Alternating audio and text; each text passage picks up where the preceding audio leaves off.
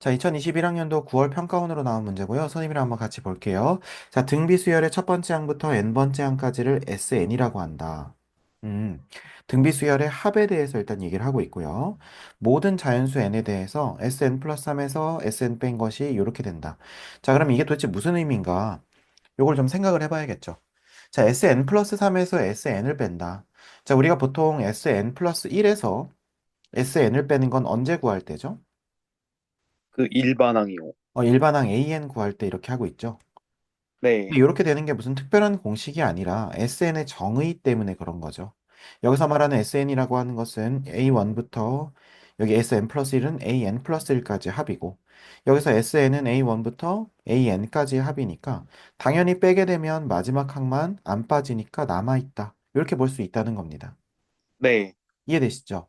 네, 자, 그렇다면 우리가 이제 이 친구에 대해서도 얘기를 해볼 수가 있다는 겁니다. 자, 네. 그러면 문제에서 Sn 플러스 3에서 Sn을 빼면 자연스럽게 Sn 플러스 3은 A1부터 어디까지 합이에요? A N 더하기 3이요. 그렇죠. Sn은요, A1부터? A N이요. 그렇죠. 자, 그럼 여기서 우리가 빼게 되면 이번에는 왼쪽과는 다르게 항이 몇 개 남아요? 3개요. n 플러스 1, n 플러스 2, n 플러스 3. 그것이 13 곱하기 3의 n 마이너스 1제곱이라는 겁니다. 네, 음. 자, 그럼 여기서 이제 이런 생각이 들죠. 아, 이거 곱하기면 참 좋았을 텐데. 네, 그런 생각 들지 않아요? 왜냐하면 등차 수열이라고 하는 것은 우리가 A, B, C라고 했을 때 A 곱하기 C는 B의 제곱이라고 알고 있으니까 만약에 얘네를 곱하게 되면 B의 제곱, 그러니까 B의 세제곱 된다는 걸 우리가 알고 있잖아요. 그죠? 네. 그런데 얘는 더하기니까 그걸 쓸 수가 있어요, 없어요? 없어요. 그렇기 때문에 이 문제는 그거를 못 쓰니까 그러면 어떻게 할래를 물어보는 문제인 겁니다. 네, 자, 그러면 뭐 어떻게 하긴 어떻게 해요? 뭐 더하는 것은 일단 기본적으로 항을 서로 연계성 있게 좀 연결을 해놔야 되기 때문에 우리가 여기서, 요렇게 한번 해봅시다. 얘를 우리가 일반항처럼 써보는 거예요. 등비수열은 A에는 A 곱하기 R의 n-1제곱이니까 우리가 n 플러스 1은 뭐라고 쓸 수 있어요? AR의 n제곱. 얘는 AR의 n 플러스 1. 얘는 AR의 n 플러스 2. 이렇게 되고 더하기로 연결된다는 거 이해되십니까? 네, 좋아요. 자, 그러면 우리가 요거를 R의 n제곱으로 만약에 묶게 되면요. 뭐 A도 묶자 같이. 그러면 1 더하기 R 더하기 R 제곱이라는 거 이해되니? 네, 자, 그러면 여기서 우리가 생각을 해보는 거야. 지금 우리가 쓴 요 식은요. 여기 써 있는 요 식 있잖아요. 요 식. 요 네. 식은 n 값에 상관이 없어? 아니면 특정 n에 대해서만 성립해? 상관없어요. 그렇죠. 왜냐면 모든 자연수 n이라고 했으니까요. 네, 그럼 얘는 좌변과 우변이 항이 똑같은 무슨 식이에요? 항등식이요. 항등식이죠.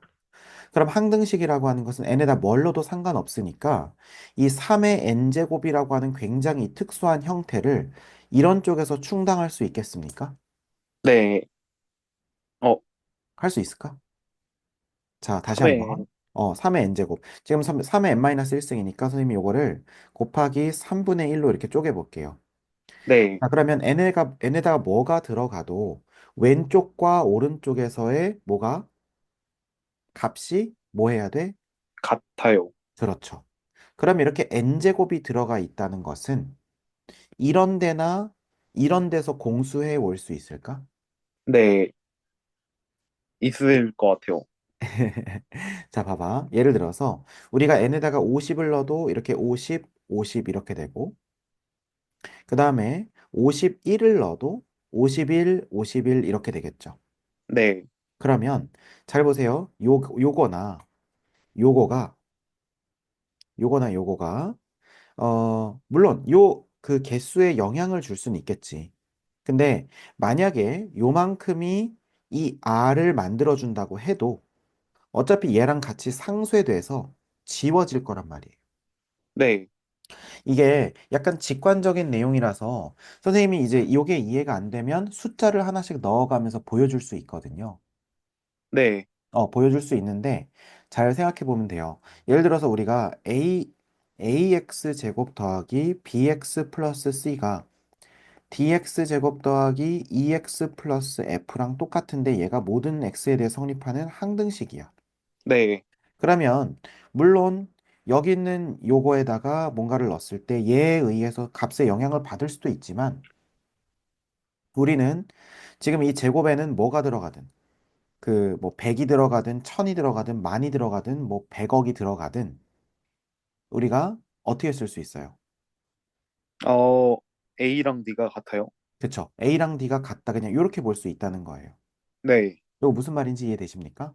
네, 이제 아마 지금 선생님이 이렇게까지 설명하면 선생님 근데 여기는 R이 들어있잖아요. 이렇게 이제 반문을 하고 싶을 거예요. 그래서 그 저 R이 들어있는 저 세 개를 만약에 더한다고 치면 저것도 엄연히 등비수열의 합이겠죠. 네, 그러면 R-1분의 초항 괄호 열고 R의 항수승 1, 세제 2, 3. 그럼 세제곱 그다음에 뭐예요? 마이너스 마이너스 1이요. 1 이렇게 되는 거죠. 네, 그쵸? 그러면 여기서 잘 생각해 봐봐. 우리가 이렇게 한다고 해서 이게 R의 R 곱하기 썸띵으로 쪼개질 수 있을까? 아니요.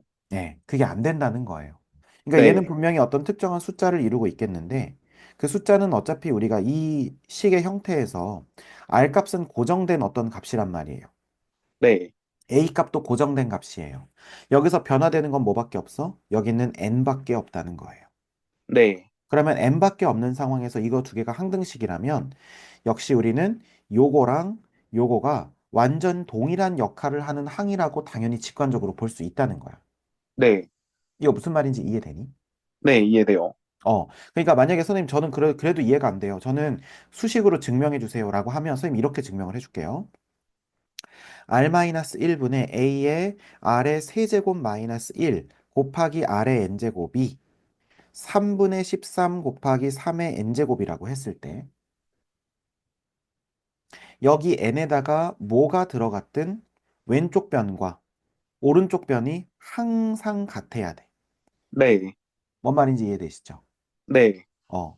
자, 그러면 선생님 얘가 아래 영향을 주면 어떡해요? 근데 영향을 주는 게 상관이 없는 게 어차피 영향을 주더라도 여기에 더하기 머시기가 되거나 빼기 머시기가 되거나 이렇게 될 수밖에 없단 말이에요.